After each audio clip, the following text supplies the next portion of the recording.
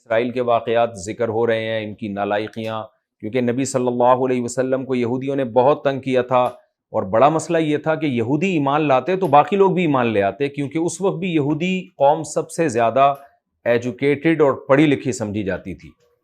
تو اللہ نے بتایا کہ یہ اہل کتاب ایمان نہیں لے کر آتے، انہوں نے اپنے پیغمبروں کو بہت ستایا ہے، اور اسی وجہ سے تو اللہ نے بنی اسماعیل کی طرف نبوت کو منتقل کیا ہے کہ اب اللہ اسحاق علیہ السلام کی اولاد سے نبوت کو لے کر اسماعیل علیہ السلام کی اولاد میں اللہ نبوت کو منتقل کرے گا۔ اسی کا تذکرہ چل رہا ہے، وَاسْأَلْهُمْ عَنِ الْقَرْيَةِ الَّتِي كَانَتْ حَاضِرَةَ الْبَحْرِ، آپ ان سے اس بستی کے بارے میں پوچھئے جو سمندر کے کنارے رہا کرتی تھی۔ یہ بستی کون سی تھی؟ یہ داؤد علیہ السلام کے زمانے میں بنی اسرائیلی تھے جو سمندر کے قریب آباد تھے۔ اللہ نے ان کی نافرمانیوں کی وجہ سے ان پر سخت احکام ان کو دیے تھے، پیغمبروں کے ذریعے نا ان پر احکام سخت ہوتے چلے جاتے تھے۔ تبھی تو آپ دیکھیں نا، نبی صلی اللہ علیہ وسلم جب آئے تو، بلکہ عیسیٰ علیہ السلام بھی جب دنیا میں آئے تو ان کا ایک ذمہ داری یہ بھی تھی کہ بہت سی حرام چیزوں کو حلال کر دیں، یعنی وہ حرام چیزیں جو بنی اسرائیل پر ان کی نالائقیوں کی وجہ سے حرام کی گئی تھی، اور ہمارے نبی صلی اللہ علیہ وسلم کا بھی یہ وظیفہ بتایا گیا۔ تو قرآن کہتا ہے کہ ہم نے بنی اسرائیلیوں کے فسق و فجور کی وجہ سے کچھ سخت احکام ان کے لیے دیے ہوئے تھے۔ ان سخت احکام میں سے ایک حکم کا یہاں تذکرہ ہے کہ ہفتے کا دن مقدس دن تھا بنی اسرائیل کے لیے، اہل یہود کے لیے، اور اللہ نے کیا حکم دیا کہ آپ نے ہفتے کے دن مچھلی کا شکار نہیں کرنا۔ ان کا گزر اوقات ہوتا ہی زیادہ تر مچھلی کے شکار پہ تھا، کیونکہ سمندر کے کنارے رہنے والے لوگ آج بھی آپ نے دیکھا ہوگا مچھلیاں کھاتے ہیں زیادہ۔ تو اللہ نے ان کو آرڈر دیا کہ ہفتے کے دن مچھلی کا شکار نہیں کرنا، لیکن پھر ان کو آزمائش میں ڈالا۔ وہ آزمائش کیا تھی کہ ہفتے کے دن مچھلیاں کنارے پر سمندر کے زیادہ جمع ہو جاتی اور سر اوپر یعنی سر اوپر نکالتی تھی وہ، یعنی ظاہر کا مطلب یہ کہ بالکل اوپر سطح پہ آ جاتی، بڑے آرام سے پکڑ سکتے تھے۔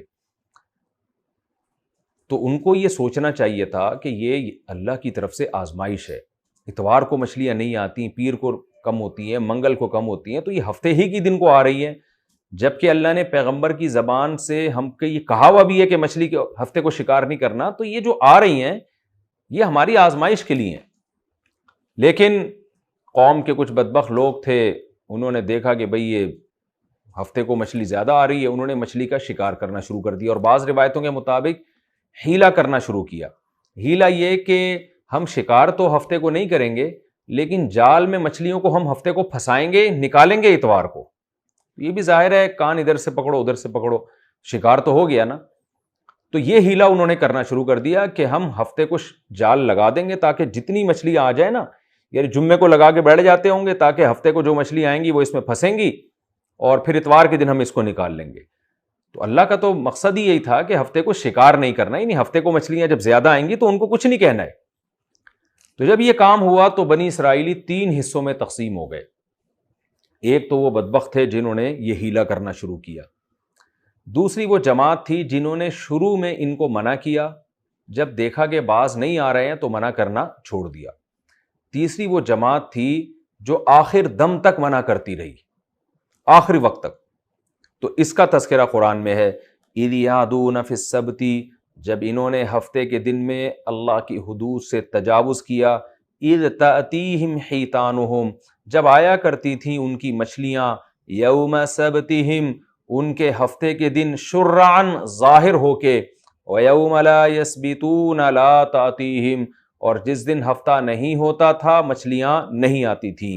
كَذَلِكَ نَبْلُوهُمْ، اس طرح ہم ان کو آزماتے تھے، بِمَا كَانُوا يَفْسُقُونَ، اس لیے کہ یہ فسق و فجور کیا کرتے تھے، ورنہ اللہ ایسے مشکل احکام عام طور پہ لوگوں کو دیتے نہیں ہیں، انہی کی حرکتوں کی وجہ سے ان پر یہ مشکل احکام لاگو ہوئے۔ وَإِذْ قَالَتْ أُمَّةٌ مِّنْهُمْ، اور جب کہا ایک جماعت میں ان میں سے، یہ کون سی جماعت تھی؟ جو شروع میں نصیحت کر رہی تھی، لیکن جب اس جماعت نے دیکھا کہ نصیحت کا اثر نہیں ہو رہا تو نصیحت کرنا اس نے چھوڑ دیا۔ تو اس جماعت نے کیا کہا؟ لِمَ تَعِظُونَ، تم کیوں نصیحت کر رہے ہو قوماً، ایک ایسی قوم کو، اللہ مہلکہم، جن کو اللہ ہلاک کرنا چاہتا ہے۔ یعنی انہوں نے اس جماعت سے کہا جو اسٹل اب تک مسلسل نصیحت کرتی چلی جا رہی تھی. ایک جماعت تھی نا جس نے نصیحت کی، دیکھا نصیحت کا اثر نہیں ہو رہا تو چھوڑ دیا، اندازہ ہو گیا کہ بھئی یہ قوم اب ہلاکی ہوگی، اس کے مقدر میں عذاب ہے، لہذا ہم پیچھے ہٹ جاتے ہیں. دوسری قوم وہ مسلسل لگی رہی. کیوں لگی رہی؟ اس کی وجہ آگے آ رہی ہے. تو اس پہلی قوم نے دوسری قوم سے کہا کہ جس قوم کو اللہ ہلاک کرنا چاہتا ہے، ان کے عمل سے لگ رہا ہے کہ یہ برباد ہونے والے ہیں، تو ان کو نصیحت کر کے اپنا ٹائم ویسٹ کیوں کر رہے ہو؟ یا تو اللہ ان کو ہلاک کرے گا، او معذبہم عذابا شدیدا، یا سخت ترین عذاب اللہ ان کو دے گا. تو اس قوم نے جو مسلسل نصیحت اب تک بھی کر رہی تھی، اس نے کیا کہا؟ معذرۃ الی ربکم، ہم اس لیے نصیحت کر رہے ہیں تاکہ تمہارے رب کے سامنے کل قیامت کے دن عذر پیش کریں. یہ وہ طبقہ تھا جس کے دل میں اللہ کا خوف سب سے زیادہ تھا. انہوں نے کہا کہ بھئی اگر ہم مایوس ہو بھی جائیں تو قیامت میں ایسا نہ ہو کہ ہمیں بھی عذاب ہو جائے تو ہم اللہ سے کہہ سکیں گے اللہ ہمارے بس میں یہی تھا، ہم آخری وقت تک نصیحت کرتے رہے. وَلَعَلَّهُمْ يَتَّقُونَ، اور شاید یہ بچ جائیں.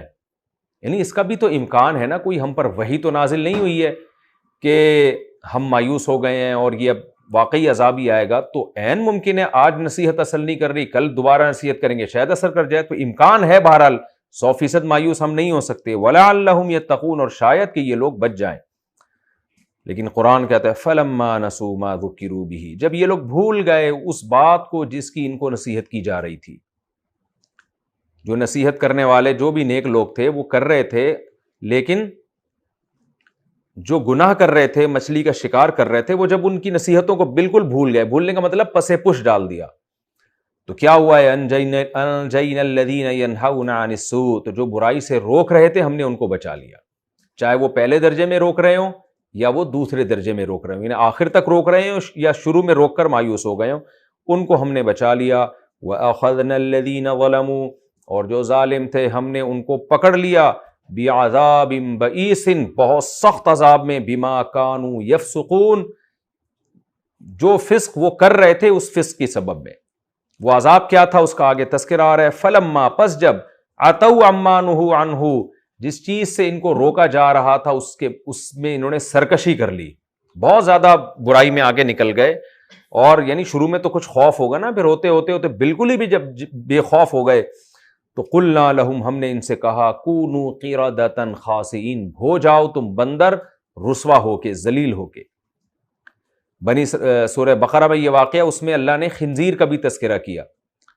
تو اس کی تفسیر روایات میں آتی ہے، یہ لوگ رات کو سوئے ہفتے کو شکار کر کے، یعنی جال لگا کے، جب رات سوئے ہیں تو صبح جب اٹھے تو ان میں سے کچھ کو اللہ نے سور بنا دیا تھا. اللہ ہم سب کو اپنے عذاب سے محفوظ رکھے. اور کچھ کو اللہ تعالیٰ نے بندر بنا دیا.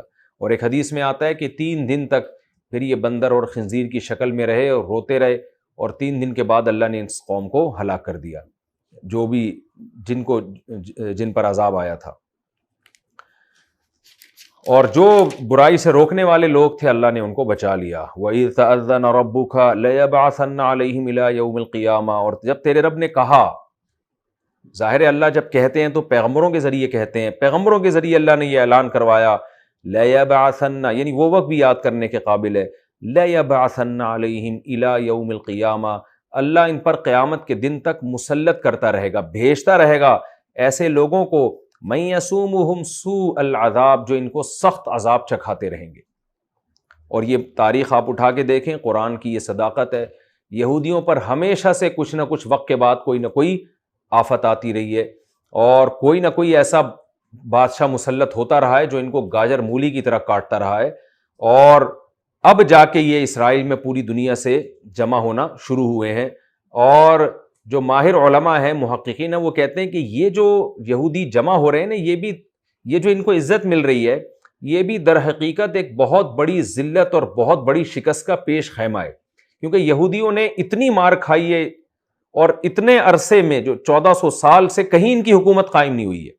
حالانکہ دنیا میں ہر قوم کی، حتیٰ کہ ہندوؤں کی بھی ریاستیں ہیں، سکھوں کی بھی ریاستیں قائم ہوئی ہیں، لیکن ایک ایسی قوم جو داؤد اور سلیمان علیہ السلام کے ذریعے پوری دنیا میں جس کی خلافت قائم ہوئی ہو، اس کے ہاتھ سے حکومت ایسی چھنی ہو کہ 1400 سال میں حکومت ہی نہ آئی ہو اس کے پاس، یہ کتنی بڑی ذلت ہے.